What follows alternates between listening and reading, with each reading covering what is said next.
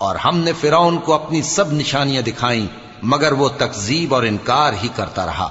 कहने लगा कि मूसा, क्या तुम हमारे पास इसलिए आए हो कि अपने जादू के जोर से हमें हमारे मुल्क से निकाल दो? तो हम भी तुम्हारे मुकाबिल ऐसा ही जादू लाएंगे। तो हमारे और अपने दरमियान एक वक्त मुकर्रर कर लो कि न तो हम उसके खिलाफ करें और न तुम, और ये मुकाबला एक हमवार मैदान में होगा।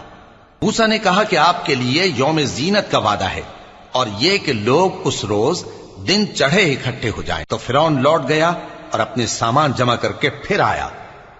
मूसा ने उन जादूगरों से कहा कि ये तुम्हारी बर्बादी होगी। अल्लाह पर झूठ न बांधो, वो तुम्हें अजाब से फना कर देगा, और जिसने झूठ बांधा वो नामुराद रहा। तो वो बाहम अपने मामले में झगड़ने और चुपके चुपके सरगोशी करने लगे।